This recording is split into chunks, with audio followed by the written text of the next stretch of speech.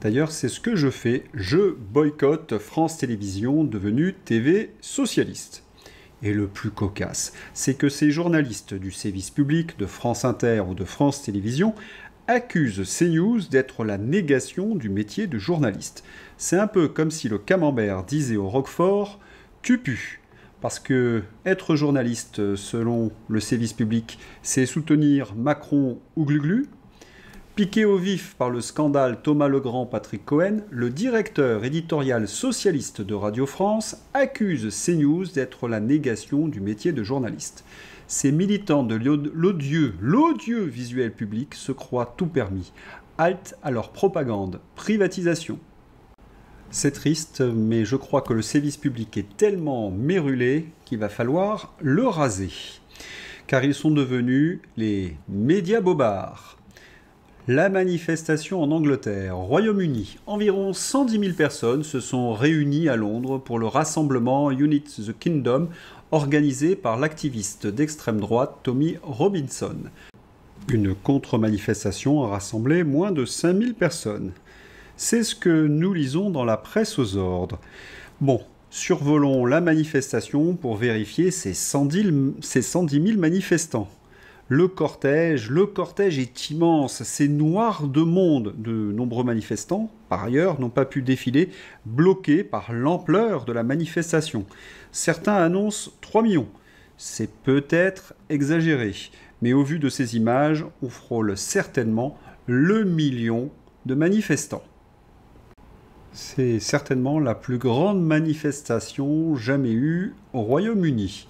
Il faut vraiment être aveugle ou être un journaliste mythomane et propagandiste pour oser dire qu'il n'y avait que 110 000 personnes sur cette vidéo. Oui, une énorme manifestation. Plus d'1 million de Britanniques ont manifesté à Londres pour le rassemblement Unir le Royaume en faveur de la liberté d'expression. Il y avait donc 2 mots d'ordre à cette immense manifestation, défendre la liberté d'expression et stopper l'immigration. Sur les chaînes Soros, c'est inacceptable. Tout a été fait pour déshumaniser les manifestants. Un festival. Gallagher Fenwick. Regardez les drapeaux anglais, pas britanniques. Regardez le phénotype des gens dans la rue. Une journée qui ne ressemble pas à l'équipe de foot d'Angleterre. Je ne serais pas surpris qu'il y ait un peu d'argent russe. Ça y est, on y est. Il y a trop de blancs, des drapeaux anglais, c'est quasiment les heures les plus sombres de notre histoire. Imaginez la souffrance des pauvres Pakistanais. Ça ressemble pas à l'équipe de foot, c'est les Russes. Le mec a fait un festival. LCI est la matrice ultime de l'extrême centriste Cuck. Sur d'autres chaînes de télévision, ils ont expliqué que ces manifestants étaient des hordes de hooligans avinés qui sortaient des pubs complètement alcoolisés et qu'ils étaient donc très violents. Et ils ont fini par trouver sur 1 million de manifestants une dizaine d'excités. Ils osent affirmer de telles énormités quelques jours après le 10 septembre et les violences de l'extrême gauche. Mathieu Boccoté. Une chose me frappe. La gauche radicale croit à sa propre propagande, elle croit à sa propre désinformation.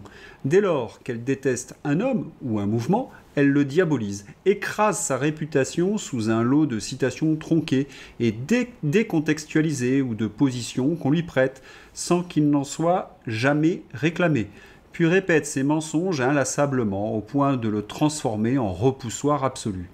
Ces techniques relèvent de la diabolisation. Il ne faut pas concéder la moindre parcelle d'humanité à l'adversaire et le transformer en ennemi absolu, à anéantir. Elles relèvent de la désinformation, elles fabriquent un réel dédoublé fondé sur l'institutionnalisation du mensonge idéologique. Je note par ailleurs que le centre, ou plutôt l'extrême centre, comme on devrait l'appeler, est absolument soumis mentalement à la gauche radicale. Il reprend, quitte à en modifier un peu la forme, le même discours, la même vision du monde et cultive la même intolérance à prétention vertueuse. L'actualité de cette semaine nous a donné quelques illustrations glaçantes. Les manifestations en Angleterre ou la mort de Charlie Kirk. Marion van Rottergem. L'assassin de Charlie Kirk n'est ni démocrate, ni migrant, ni woke, ni noir, ni musulman. Il est républicain, trumpiste, conservateur, blanc, chrétien, d'une famille totale MAGA et fidèle à l'injonction du port d'armes, comme sa victime le préconisait. Cette journaliste raconte une fois de plus n'importe quoi, un parfait exemple de désinformation. L'enquête révèle que le tueur est un Antifa, qui s'exprimait d'ailleurs sur des boucles Discord Antifa, qui avait dit à ses parents que Kirk était un conservateur rempli de haine, et cet assassin vivait avec un trans. Ras-le-bol des médias menteurs. Et cette Marion ne s'arrête pas là, elle nous présente donc l'assassin avec un t-shirt Trump. La photographie publiée aux États-Unis versus la même photo retouchée diffusée par des journalistes prix Albert Londres en France. Il y a quand même des trucs incroyables. Vous imaginez le niveau de leur haine pour qu'un journaliste officiel en vienne à bidonner des photos pour que ça colle avec le narratif. Ils ont tellement bidonné l'information que certains sont obligés de s'excuser. Le célèbre auteur Stephen King s'excuse après une fake news vue des millions de fois affirmant que Charlie Kirk prônait la lapidation des homosexuels.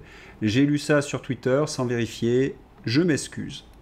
Vous imaginez ce qu'ils sont capables de faire parce que cette vidéo, bien évidemment, a été diffusée sur des médias officiels. Ils ont tronqué une citation de Charlie Kirk pour lui faire dire exactement le contraire de ce qu'il affirmait. Et sur les plateaux de télévision, cela n'empêche pas notre Valérie Hayé, bécassine officielle, de raconter n'importe quoi. Charlie Kirk était raciste, suprémaciste et pro-russe, affirme Valérie Hayé, députée européenne macroniste et présidente de Renew Europe. Ce qui est scandaleux, ce n'est pas que Valérie Hayé dise n'importe quoi, on a l'habitude, non. Ce qui est scandaleux, c'est qu'il n'y ait pas eu un journaliste pour la contredire. Parce que Charlie Kirk avait une grande amie, vous la reconnaissez, c'est Candace Owens. On n'en finirait plus de débunker leur propagande. Mais vous le savez, c'est l'empire du mensonge. Washington, États-Unis, le FBI confirme que l'assassin de Charlie Kirk était motivé par une radicalisation d'extrême gauche.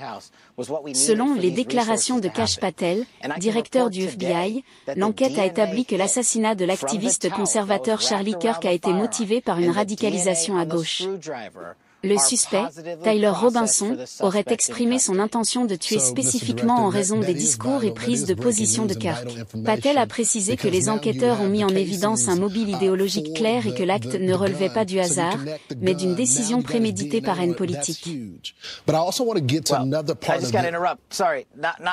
I just got to interrupt. We have the DNA on the screwdriver that was found on the rooftop and the towel that the firearm was wrapped in. The firearm itself, this is a great point. Thanks for raising it. Yeah, no problem. That is being processed by ATF laboratories in Maryland, and I believe they'll speak to that at a later date when their process is incomplete. But I just want to let you know the FBI handled the screwdriver and the towel found on the scene. That is important clarification, Mr. Director.